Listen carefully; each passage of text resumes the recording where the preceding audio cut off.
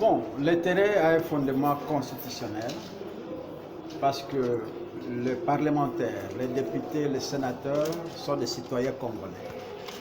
Et tout citoyen congolais, conformément à la Constitution, a droit à une sécurité sociale. Les parlementaires aussi sont des citoyens et par conséquent, ils ont droit à une sécurité sociale.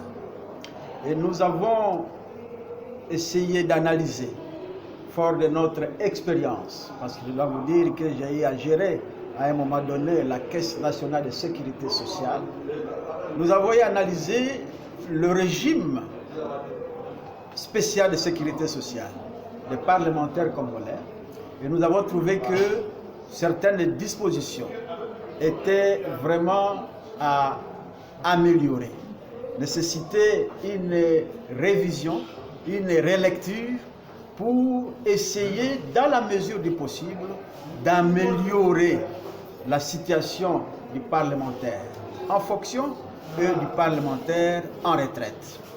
Voilà pourquoi nous avons élaboré cette proposition de loi modificative pour essayer d'actualiser la loi qui était élaborée en 1988 sous le régime du parti-État en faveur des commissaires du peuple. C'est vrai que cette loi a été modifiée en 2012, elle a encore été modifiée en 2018, mais nonobstant ces modifications, des problèmes majeurs au niveau de sa mise en œuvre demeurent. Et nous avons voulu aussi apporter notre contribution au niveau de certaines dispositions pour les rendre en adéquation avec la vie du parlementaire. Nous voulons que la vie du parlementaire soit protégée, parce que la sécurité sociale, c'est ça. C'est un ensemble de mesures publiques qui visent à protéger, à sécuriser les travailleurs, les citoyens contre tout ce qui peut contribuer au dénuement économique ou à sa paupérisation ou carrément à la privation de son revenu. Un parlementaire qui arrive à la fin de son mandat, nous sommes en train de le voir, comment ils sont en train de vivre aujourd'hui, ce sont des délaissés pour compte. Donc nous devons, dans une certaine mesure, tout en tenant compte des réalités de notre pays, essayer de tenir compte de ce qu'ils ont eu à rendre à l'État comme loyaux services, afin qu'ils ne soient pas traités comme des petits hommes après leur mandat. Dans la loi, déjà, la question de l'âge se pose. Concernant cette amélioration, quelles sont aujourd'hui les innovations que vous apportez dans cette proposition de loi aujourd'hui? Nous avons voulu d'abord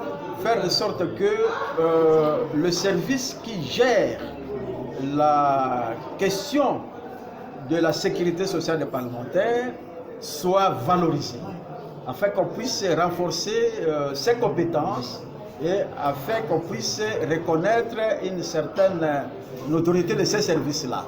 C'est une simple division dans l'administration de l'Assemblée nationale et nous avons voulu élever cette division en une direction placée sous l'autorité du bureau de l'Assemblée nationale. Apparemment, nous avons voulu aussi réfléchir et proposer une nouvelle formule de calcul de la pension de retraite afin d'améliorer tant soit peu ce qui doit revenir aux députés retraités après leur mandat. Nous avons voulu, pour permettre une gestion efficiente de notre régime spécial, essayer de revisiter l'âge d'admission à la retraite. Et cette redéfinition devait tenir compte de ce qui se passe sur le plan international, parce que la RDC n'est pas un pays qui vit à vase clos, c'est un pays qui a souscrit à certains engagements internationaux, c'est un pays membre de plusieurs organisations internationales, notamment l'Union interparlementaire.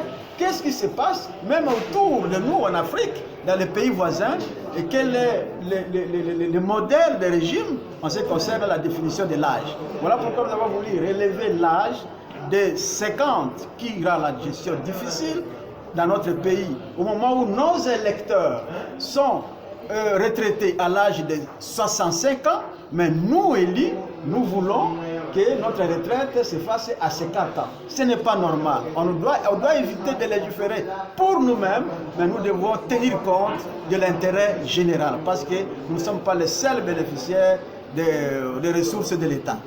Et il y a d'autres innovations aussi que vous avez suivies qui vont dans le sens d'améliorer le régime spécial de sécurité sociale. Et je suis très heureux que les collègues, après un débat oulé que vous avez suivi, ont jugé recevable ma proposition de loi et les amendements allant dans le sens d'enrichissement et d'amélioration seront apportés au niveau de la commission sociale et culturelle